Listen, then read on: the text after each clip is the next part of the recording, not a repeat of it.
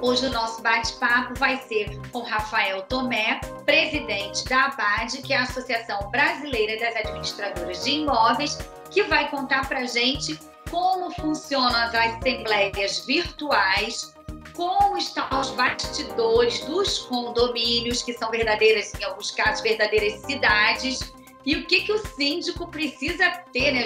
Muito jogo de cintura, o que fazer nesse momento. Rafael, obrigada por ter aceito o nosso convite. Conta pra gente como é que tá aí esse bastidor. Cristiane, obrigado. Obrigado pelo convite. É um prazer estar aqui, conversar com você, com a audiência, porque esse é um tema que está cada vez mais solicitado e desde o início ele já se tornou notícia, né? A gente tem sido muito procurado para falar enquanto Associação das Administradoras. E a primeira fase de toda a crise sempre é a desorientação, né? Tem a negação, mas a gente já foi logo para a desorientação, até pelas informações que a gente não tinha, que ninguém sabia, ninguém conhecia como seria, a legislação que não estava preparada, na verdade, ninguém estava preparado para isso, e a sociedade pediu para que todo mundo ficasse em casa.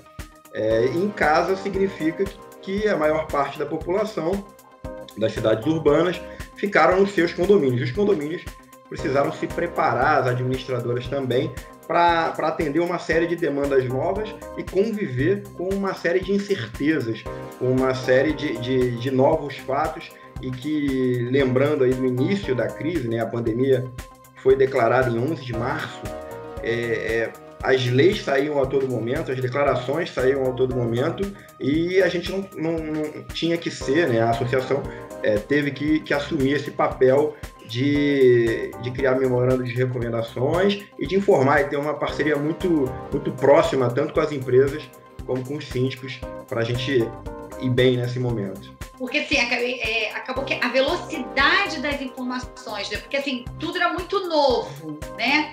O que fazer? Como a gente conversou até no bastidor, são verdadeiras cidades, né? Alguns condomínios que temos por aí, né? Enfim, do Brasil. E como é que fica, né? Que a pessoa tem aquele resort, né? O lazer, como é que faz? E o síndico, que nesse momento geralmente tem, período de março, previsão orçamentária, assembleias para troca de síndico, né? Como é que ficou, né? E fica isso tudo? Então, falando assim de assembleia, desse período que você pontuou muito bem, é normalmente o período do maior número de assembleias. A gente já escutava, a primeira coisa, né, que a gente escutou foi: e assembleia virtual, como é que a gente faz? Não pode aglomerar? Então, naquele momento, a resposta foi: calma, vamos com cuidado, vamos olhar e vamos observar os direitos, né? O direito do condomínio de realizar uma assembleia, o direito dos condôminos, até o direito de algum condômino se candidatar a síndico, ele se sobrepõe ao direito à saúde, ao direito à vida, à informação que não pode se aglomerar. Ele não sobrepõe. Então vamos começar a trabalhar com adiamentos dessas assembleias, vamos começar a postergar o que der para a gente postergar, e o que não der para a gente postergar, a recomendação é fazer uma reunião virtual e ratificar depois, numa assembleia futura, as decisões que foram tomadas. Mas o assunto assembleia virtual, ele não foi embora, ele não vai embora. Na verdade, não sou eu que vou falar a frase que a internet veio para ficar, porque ela já veio, já ficou.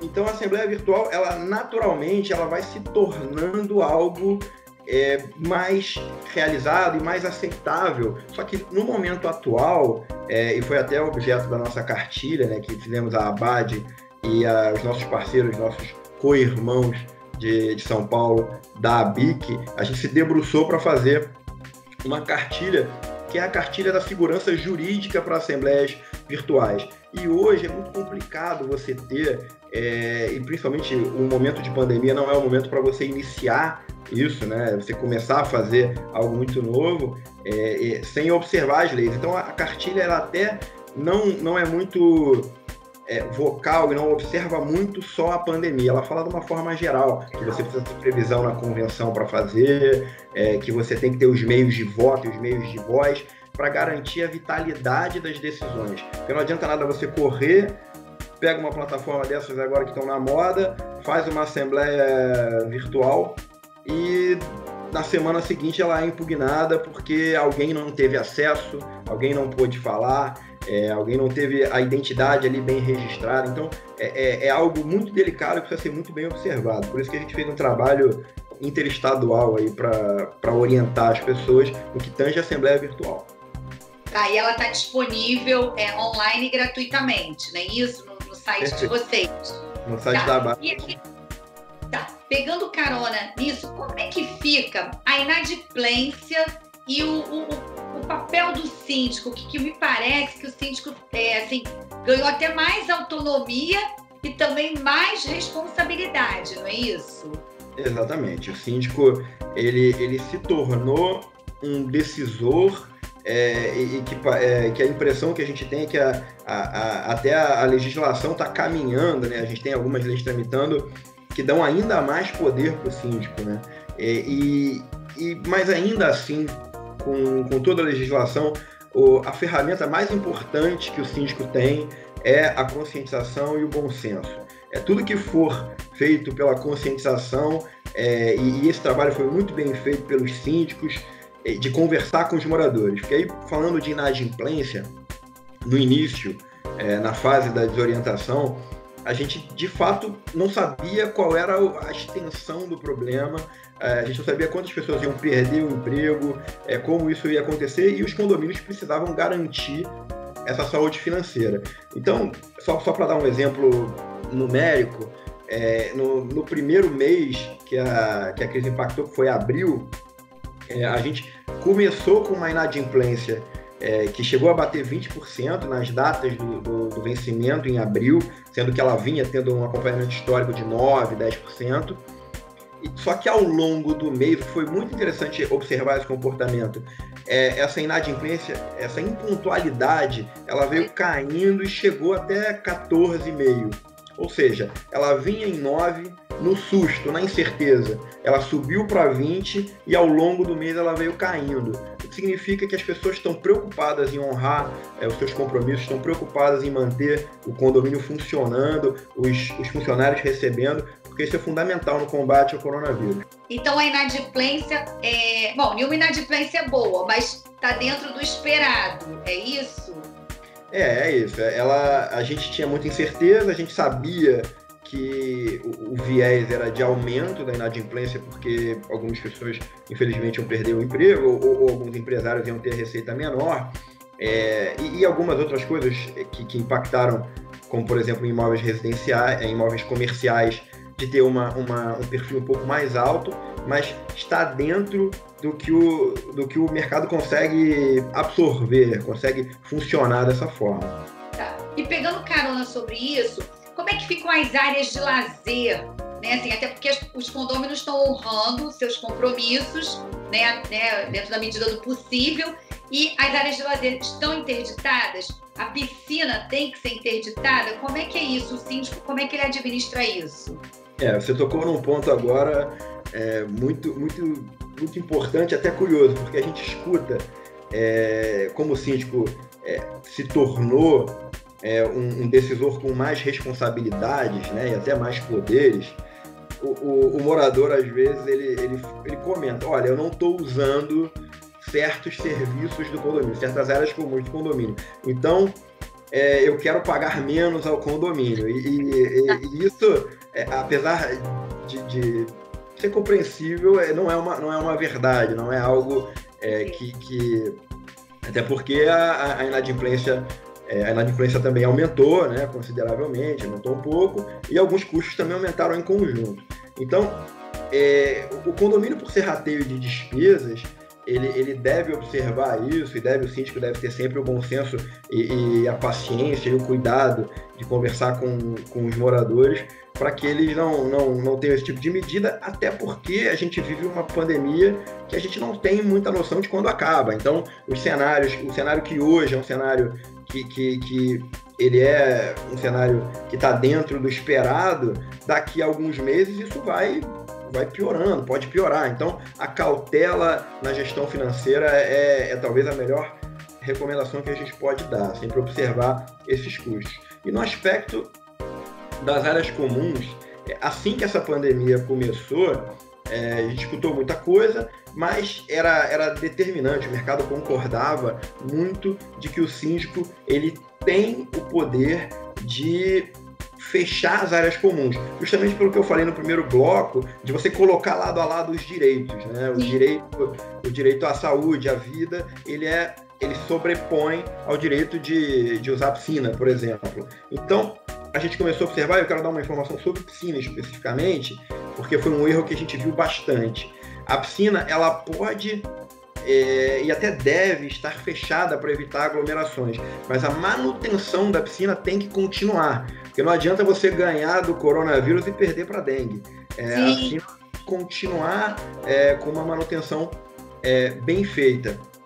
E aí a gente começou a observar as diferenças de gestão. Alguns síndicos permitiam o uso da academia, condomínios que têm academia, né, naturalmente, em escala de revezamento. Olha, eu posso usar a academia 1 hora, o meu vizinho 1 hora, o outro vizinho 1 hora. E outros condomínios decretaram o fechamento total. A recomendação, e cada condomínio tem, por isso que é tão importante o síndico decidir, cada condomínio tem as suas particularidades, mas a determinação é fechar. Por quê? Se você faz uma escala, a pessoa que vai à academia, ela vai suar, ela vai encostar nas coisas, enfim. É preciso ter uma limpeza pós-utilização de cada morador muito, muito acentuada. Então, você estica isso para as outras áreas comuns e acaba tendo mais ou menos a mesma, cada uma com a sua especificidade, que aqui a gente não tem tempo, mas a ABAD também tem uma cartilha sobre como tratar no condomínio, também disponível no nosso site, falando de cada área comum, que é bacana. E outra coisa, e aí obras, aí a gente falou da área comum e da obra, o que é não emergencial, por exemplo,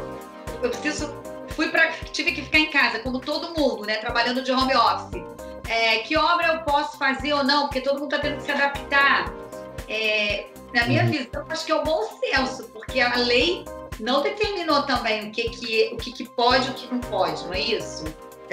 Exatamente. Como a gente vem falando, o bom senso ele é fundamental, a conversa, o acordo que você pode fazer com o seu vizinho ou o síndico com o morador. Tem uma lei recente do governo estadual do Rio que proíbe, ou que dá permissão para o síndico proibir obras não emergenciais, mas ao mesmo tempo ela não tipifica o que é a obra emergencial. Então, fica mais uma responsabilidade na mão do síndico para ele entender. Então, a gente tem orientado o síndico a conversar com o morador que está fazendo obra para entender, porque se é uma obra de vazamento de gás, é uma obra de vazamento, né? Normalmente uma obra que tem caráter evolutivo, né? Uma obra que se eu não resolver agora eu vou ter um problema grande, ou uma obra de um banheiro. Imagina, você está em casa e você mora numa família com 5 pessoas e um dos banheiros ele não está funcionando. É a conversa com o síndico, mas isso fica na mão dele para decidir. E uma questão também relacionada a obras, como você falou, estamos de home office, a obra ela passa a ser, né, o horário de obra passa até ser um problema, porque se eu estou em casa, eu estou trabalhando, imagina eu aqui, estou de casa, gravando com você, conversando, se o meu vizinho estivesse quebrando uma parede, a gente não ia conseguir realizar essa conversa. Então, acaba atrapalhando, né, todo mundo, e os horários têm que ser, o síndico ele tem esse poder de criar talvez um regulamento novo para obras, determinando qual obra pode ser feita, qual não, sempre conversando caso a caso, mas mudando o horário, diminuindo o horário das obras, para que as obras que têm que ser feitas sejam feitas nos horários que incomodem menos ou no mínimo tempo necessário. Sim, e também as pessoas que vão, os profissionais da obra, que entrem com máscara, que sigam todas as, né, recomendações dos órgãos de saúde. Agora, a gente está assim, com um pouquinho de tempo para fechar, mas eu queria falar assim, dessa transformação das administradoras que de uma hora para outra tiveram que colocar seus profissionais todos de home office. Como foi assim? Você possa contar rapidinho, nosso tempo já está estourando. Tá, então, vamos falar um pouco de bastidor. A Abad criou um grupo, rapidamente, um comitê de gestão de crise para discutir os procedimentos.